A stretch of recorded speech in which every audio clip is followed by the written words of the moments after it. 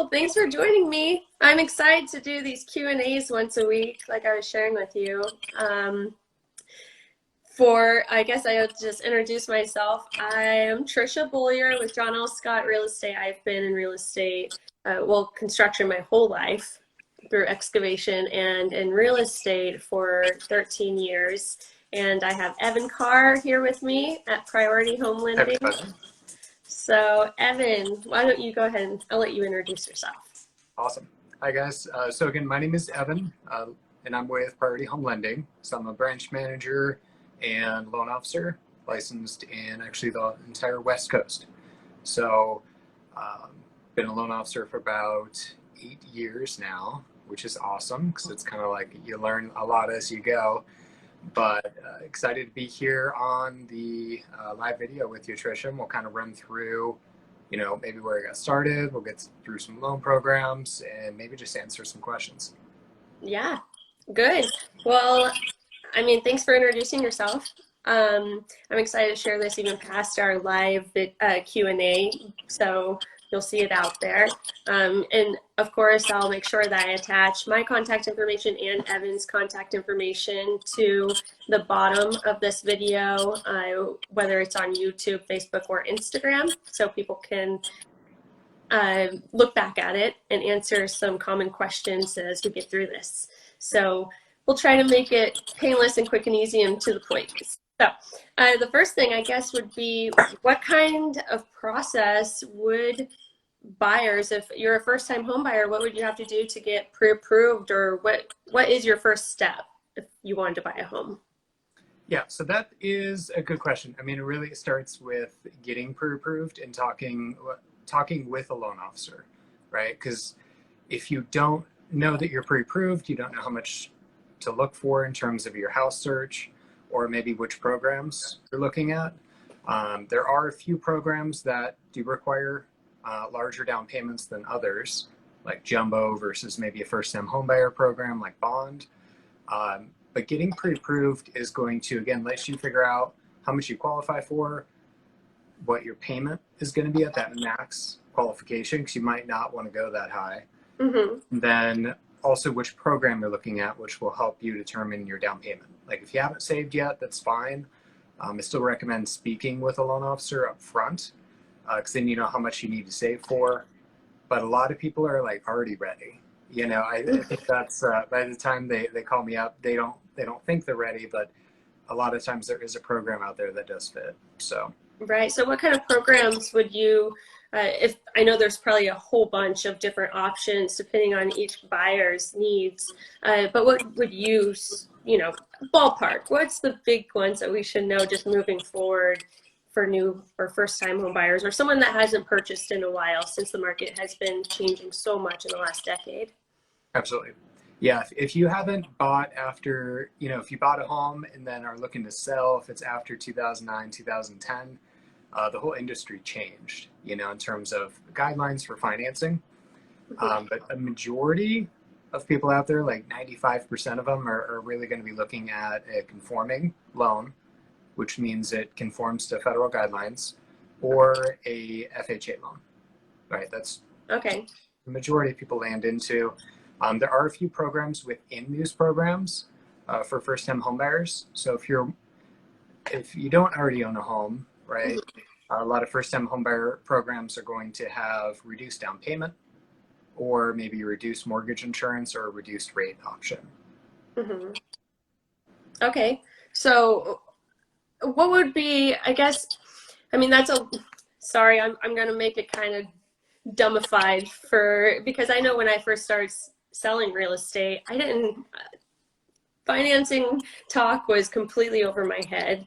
So for FHA versus conventional, what are some of the requirements today that a buyer would look at versus a jumbo loan? So the main determinant is going to be the size of the loan. Okay. Now this can change annually, so it might change again in January.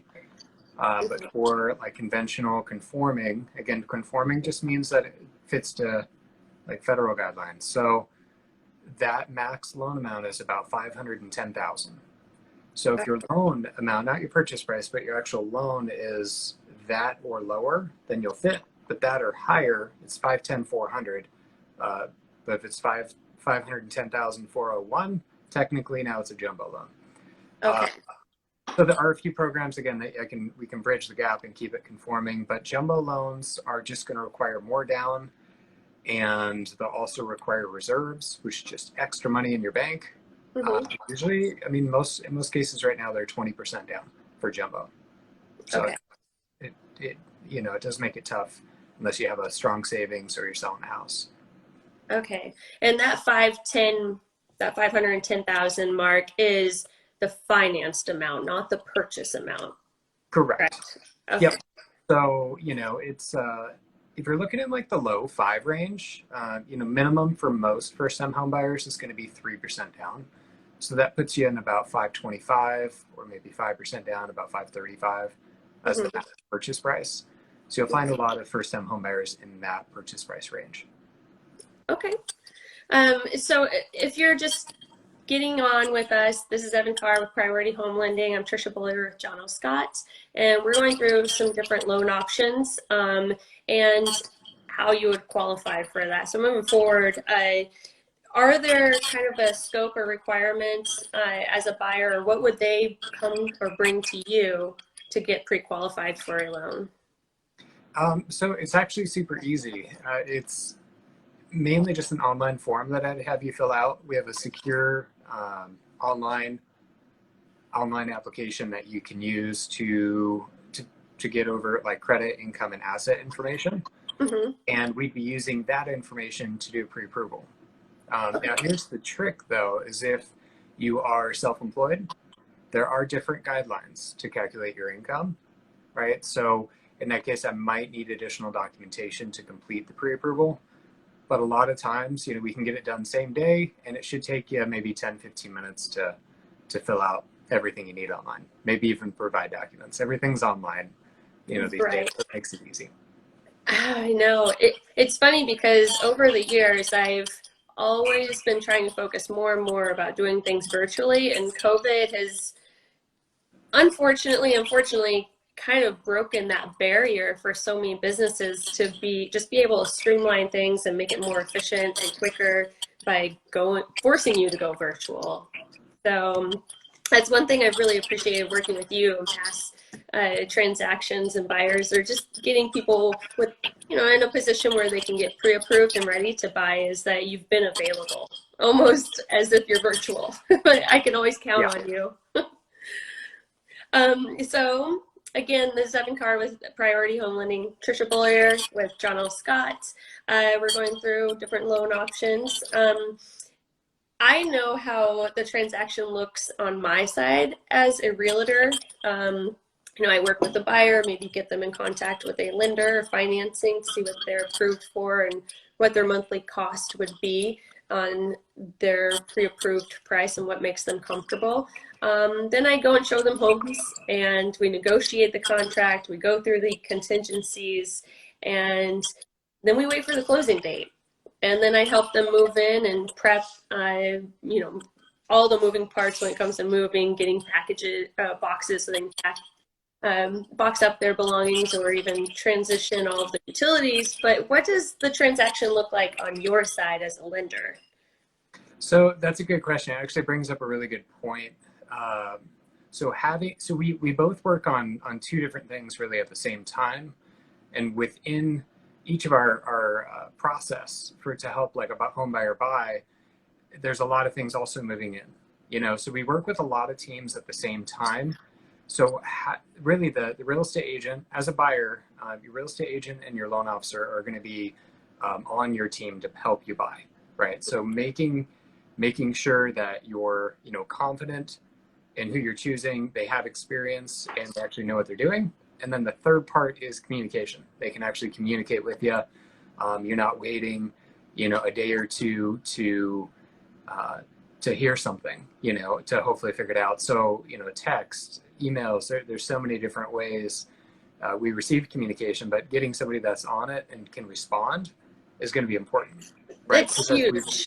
Totally. Yeah. So making your team strong up front before submitting an offer, choosing that LO, choosing your agent, most important part. right? But Absolutely. the process on the loan side is a bit different, right? So really we get the pre-approval going and started. I'd like to get all the initial loan docs in, like we might need W-2s and pay stubs and stuff.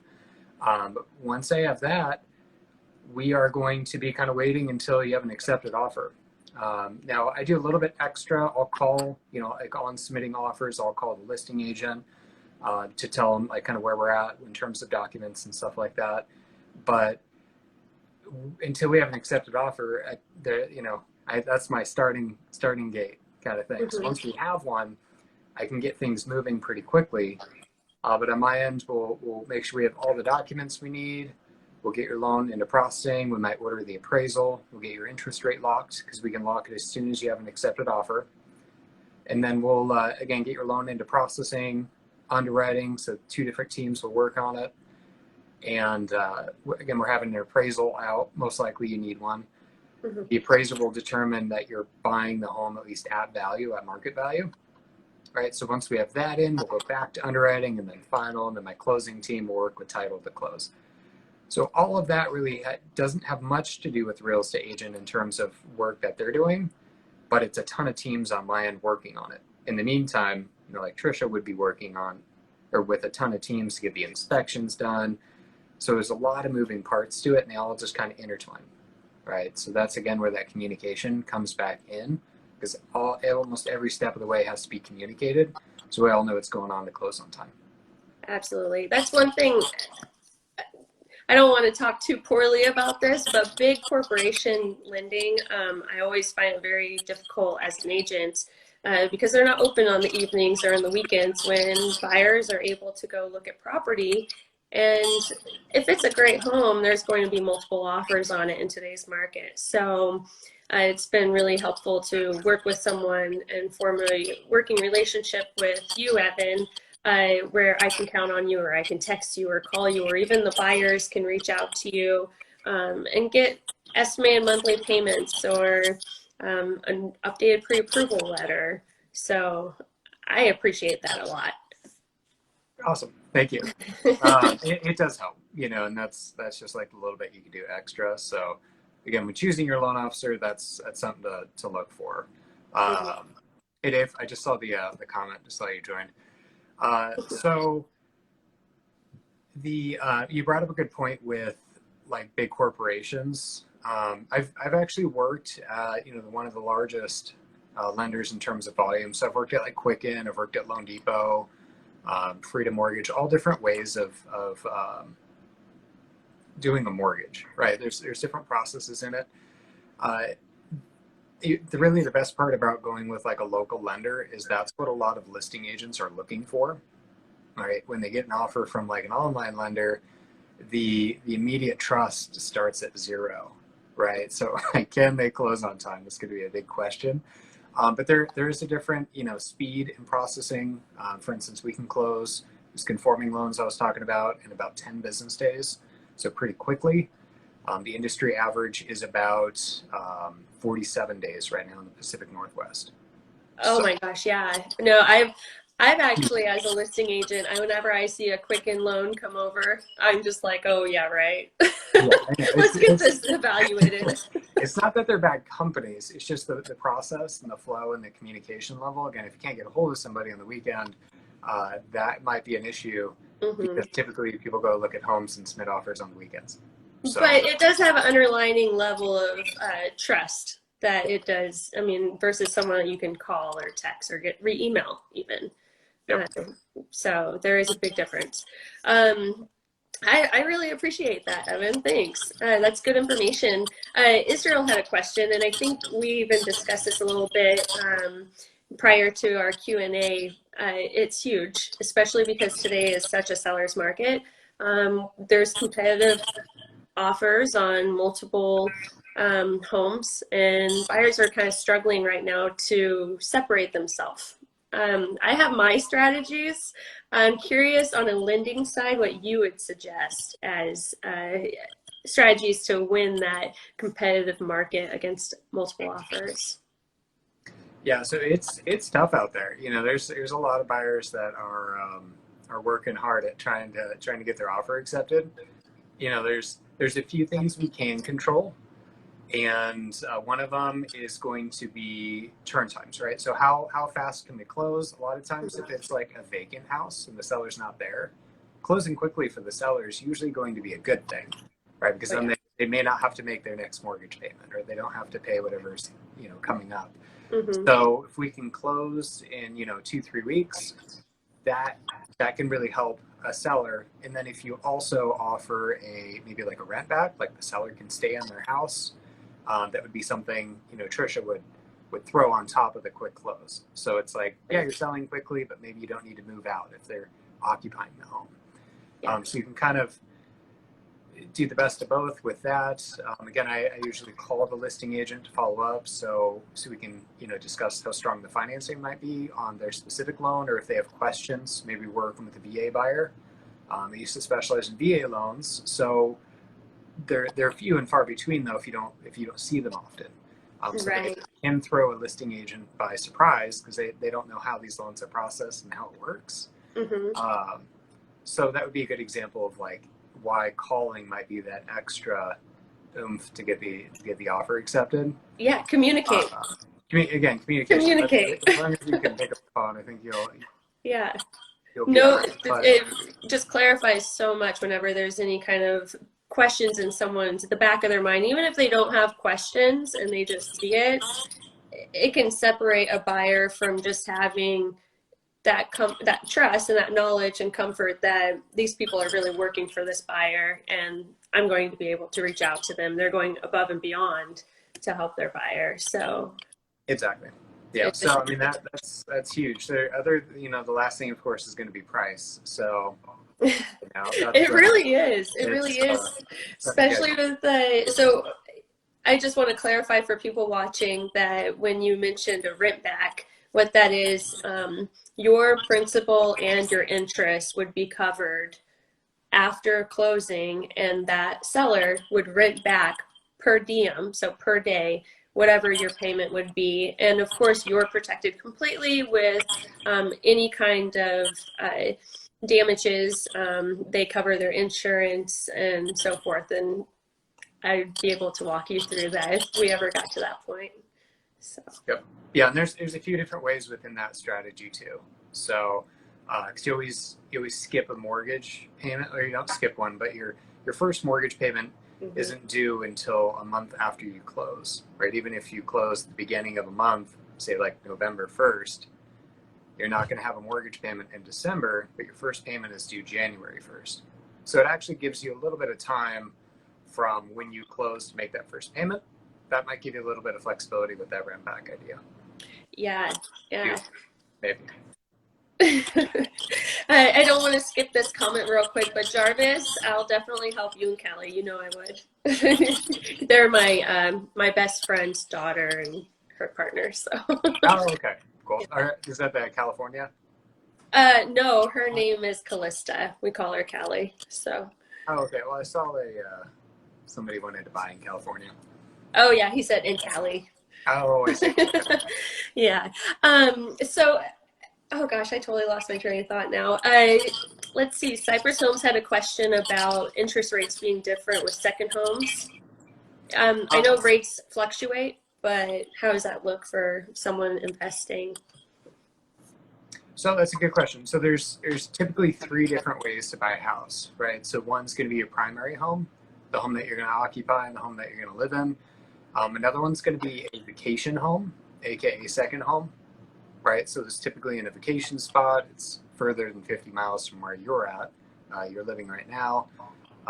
It's on the beach, in the mountains, something like that. And then the third option is going to be an investment property. That could be right next door to you, but the purpose of buying an investment property is to make money off it, right? You're planning to rent it out or something like that. So I bring that up because primary and second homes, or primary and vacation homes, price out the same. So in most cases, it's going to be the exact same rate, which is awesome. So if you're looking to get out of town, like buy a beach home, or buy something further away just to get out of town, the second home is going to be awesome pricing. So it's usually a good idea. Okay. But the down payment, would that be different then? You would, as a second home, you would need more of a down payment than initially a 3% down. Yep, exactly. So instead of 0 or 3% down, you need for second homes at least 10% down. Okay. Okay. Which is better than investment, because investment right now is about 20%. So, you know. So technicalities of phrasing. Yeah. Have you seen a lot of second home purchases come through your books as a lender? Yeah, especially with COVID. COVID's really flipped a lot of things as far as what we do on the lending side.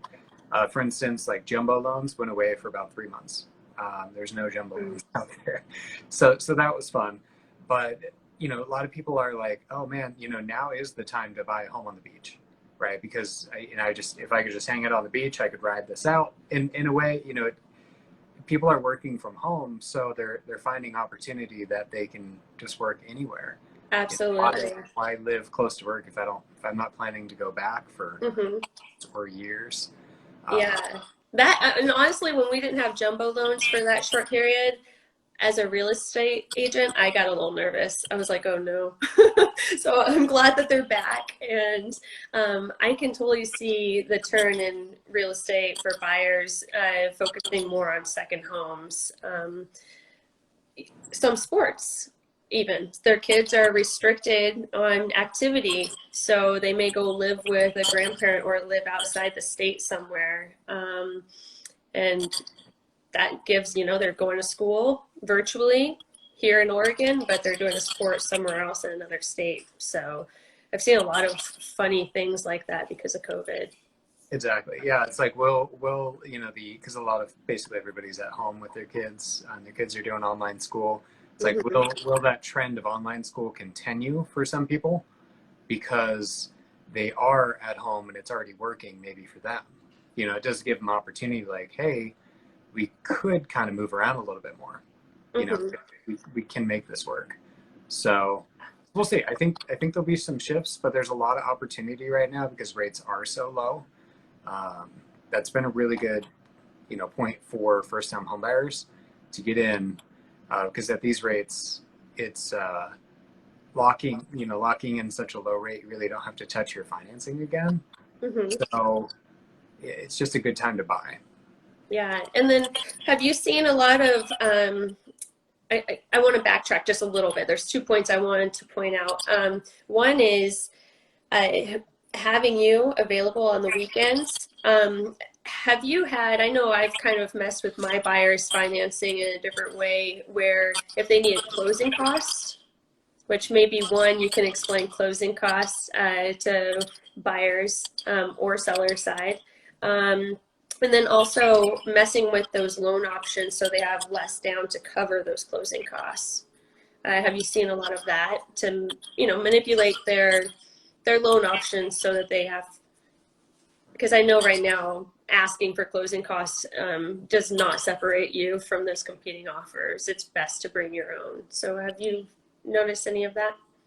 Yeah, so there is one good option that a lot of people do not know exists unless you're really in the industry. So that's going to be a lender credit. And typically how you get that is just to choose a slightly higher interest rate. So for example, if the rate today was like 2.875, right?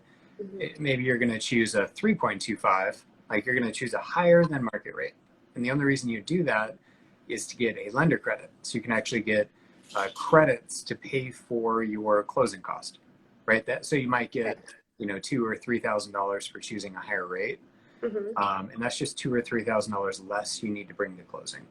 That's huge. So that might be a good option, and you're still getting really low rate, relative to where they were at a year ago, which was probably mid fours, a year and a half ago, mid fours. So they're so incredibly low. But there might actually be an option to pay for all the closing costs, with going that route. To explain closing costs real quick, it's really sectioned into 3 categories. So you're going to have the cost of the lender, so your origination or application fee, like however they want to phrase it. Like for us, it's just a flat $13.95. So that makes it easy. It's our only lender fee. Everything else is going to be third party. which is everything outside of the lender. This is going to be the same for everybody buying that specific home. But that is like title, appraisal, government, like credit report, right? So you have that, and then your third category is going to be escrows. Again, the same for everybody out there. Escrows are the taxes and insurance and per diem interest due at closing. So just the interest on the loan, and then the property taxes for that home, and then the homeowner's insurance for that home. All right, that's your escrow. So okay. And Oregon, because I know we've had a lot of people relocating to Oregon, whether it's California or, I mean, even Midwest or Washington. Our taxes, our property taxes are due in November. So it would be prorated from that November date, right? correct. Yes, it depends on, yeah, whether you're buying or refinancing. There's a couple different ways to do it. And if you're putting 20% down, then you actually have an option whether you want to escrow or not. So that you could bring less into close if you just do an escrow waiver, right, with no escrows. Some people do that just so they can pay their own taxes and insurance. But an escrow account does make it easy. It's all in one payment, so it's not like a bad thing. Okay. But that's correct. Yeah, they are due in November, so now, you know, and then now is a good time to buy because you have typically the least amount prorated. Mm-hmm. Right. Yeah. I've had people relocate here and they're kind of shocked that Oregon paid their property tax a year ahead of time. So it's a little different to wrap your mind around that moving here. Yeah. And that can add a lot. You know, that Mm-hmm. could be an extra $3,000-4,000 that you didn't know you needed at closing. Yeah. Just escrows. And Evan, this has been some really valuable information. I feel like we've been able to answer some common questions and also some questions of some of our viewers that have popped on here. Again, I'm Tricia Bollier with John L. Scott. This is Evan Karr with Priority Home Lending. I'm going to make sure that I include both of our contact information down below. I ask of you if there are specific items that we've discussed or anything else that we maybe didn't touch on, please reach out to us, or we can even set up another Q&A and go more in depth on a certain subject if we have enough people requiring about any of those topics. Is there anything else, Evan, that you'd like to share? So no, just my contact info again. So Tricia will share that. If any of you guys have questions, just feel free to reach out, and we'd be happy to help. Well, why don't you go ahead and just say it out loud for them? Oh, okay. Yeah, good point. So again, my name is Evan Karr, and I bring that up. My website's just evankarr.com. So EvanKarrr.com. We'll maybe throw it in the comments. And then my phone line's 503-451-1443. Right. So it's just like a cell. So you can usually call, text, or email me. It all goes to the same spot. All right, good. Thank you so much for joining me. I'm really excited that we're starting these live Q&As every Tuesday at 1 o'clock. Next Tuesday, we will have Brett Lee with Cozy Home Inspections going through the important items to look for while you're on your home search or even preparing your home to get listed so you can sell and move on to your next adventure, whether it's a next home or a second home or out of the state or in the state. So I'm excited to discuss those fine-tune items, and those repairs or those things to look for through a home inspection definitely play a part with the lending side, right, Evan? Yeah, that's going to be an awesome one for your next live. So I'm excited to see that. Yeah. All right. Very Next good perspective. Tuesday at 1. Awesome. Thank you, Tricia. All right. Thank you. All right, Take thanks care, everybody guys. for joining.